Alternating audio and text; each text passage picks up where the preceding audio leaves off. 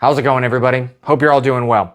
So I have two Faro Concepts pouches here, and I want to discuss them mainly because I have a lot of use with them, and that would be the mini dangler and the Roll 1 trauma kit. Now, both of these are kind of tailored, closely related, and you can do some of the similar stuff with them, but I kind of want to talk about both products. Now, normally I would do one video per product, but I just figured, what the heck, let's just throw them together because they're very closely related, but they do different things. Now, I have these both set up for trauma-based medicine. Now, we're going to dive into both of these and where I particularly think that they belong. I have used these operationally. This is my actual operational plate carrier that I've been, on the ground, rolling around, shooting, doing a bunch of fun stuff, bunch of training with it all the time, tearing my gear up, though these have been through it. Actually, my mini dangler over here, the first one that I have, has been through a lot and is currently there. So let's dive in specifically right now to the Roll 1 trauma kit. Now, this Roll 1 trauma kit is in a very interesting design. That's what I kind of want to talk about placement-wise. This is meant, at least in my opinion, to go on the back side of your plate carrier where your plates terminate. After that plate pouch ends, you can place this Velcro in there and it'll hang below it, kind of in that empty lumbar area. And that's very smart in my opinion, because what do we use that room or that empty space for anyways on our carrier? Most of the time it's nothing. Or if you're running a battle belt, but normally a belt is further down on you, and if you run stuff in the back like a dump pouch or something like that, normally it's lower. Now myself, I run a Blue Alpha Gear mini trauma kit now, or I think Blue Force Gear, one of the two. I always get those two companies unfortunately mixed up, but I'll correct myself.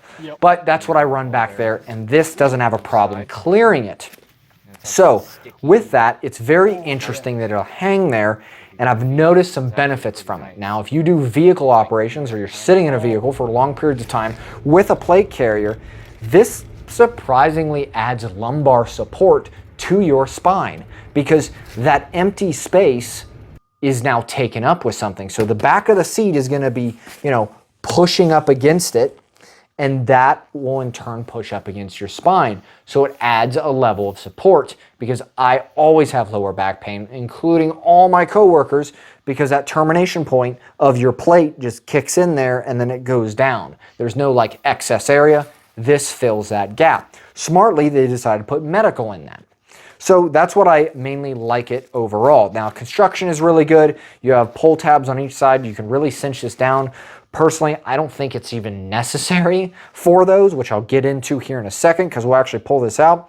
But if you really wanted to, you could run this in the front as well. If you want, I don't think it's really designed for that, but completely possible. If you are a medical-based person, you're only worried about medical, getting in there, pulling it out. But I still disagree with that kind of mindset, and specifically here's why. Now, you can pull it out from each side, benefit, but after you do, it's kind of sealed up, which is a benefit, especially for pouring rain or dust and debris. Not a lot can get in this, but after we, open this up,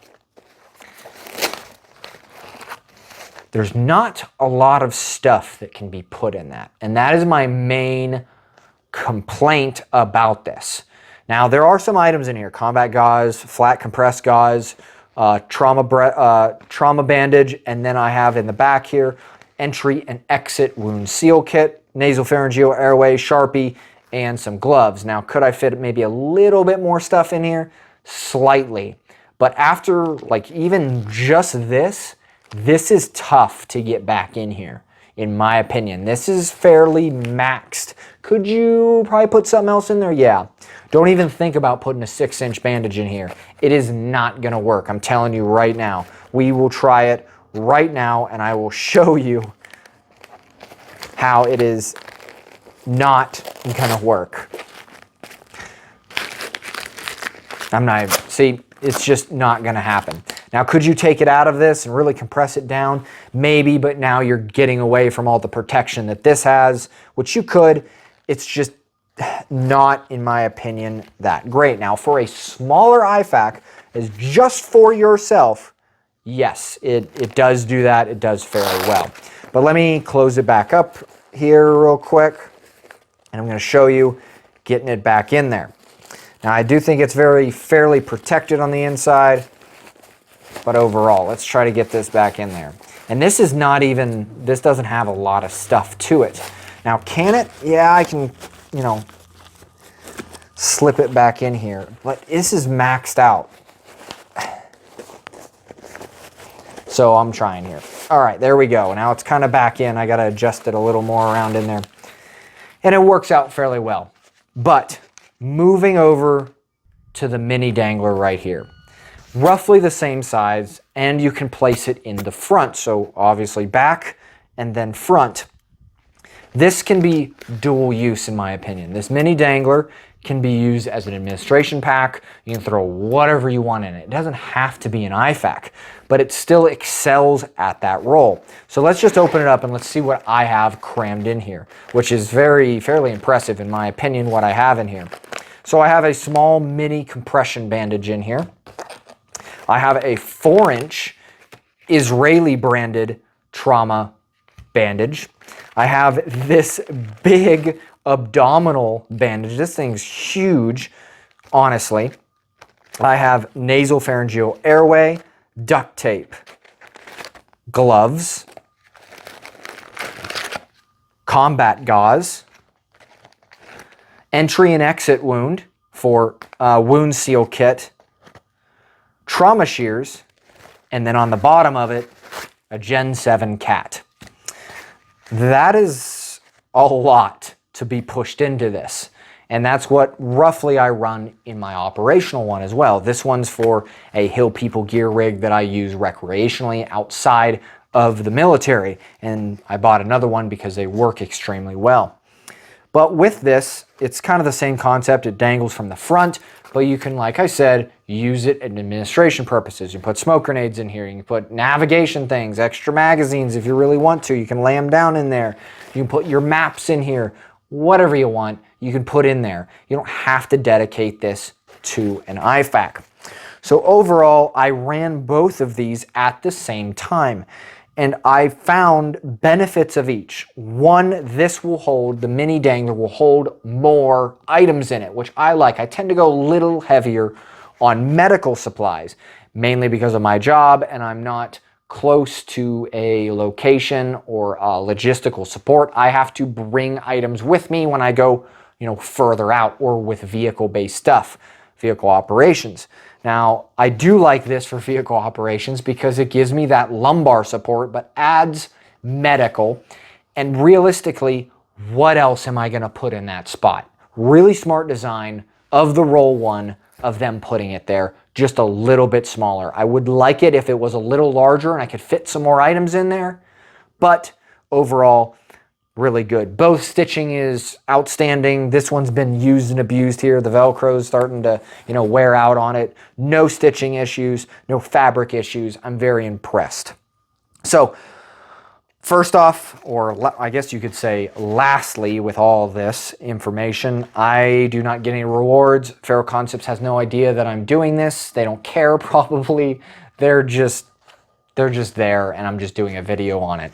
I do not get any kickbacks. If you buy 1,000 of either of these, I'm not going to see any money. This is just my opinion, my recommendation of me utilizing it actually out in the field and abusing it and whatnot. This one looks pretty new because it is, but that one and that one is fairly abused, and this one's just my talking point for it.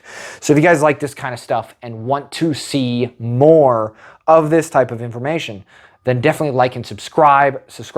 I come out with a video every single week for literally several years now, so there's always something new popping up on this channel. I would recommend looking into it. If you want to donate or help the channel, we have Patreon and PayPal. Patreon is like the behind the scenes kind of stuff. I always talk to them. I give them first dibs at literally all the videos I do, recommendations. I ask them, they see what I'm doing in life. Hey, I'm on vacation. Hey, I'm doing this. What do you think I should do? Do you think I should release this video? Do you want to see this video? All that stuff, blah, blah, blah. I'm droning on. I get it. But That's what I want to talk to you about, is just that in general. Patreon's there. If you still want to support but you don't care, PayPal's there. And other than that, I hope you all have a great day. Take cover!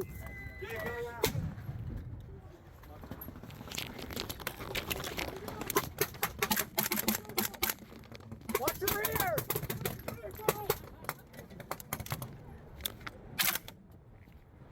Watch your rear! Watch your rear!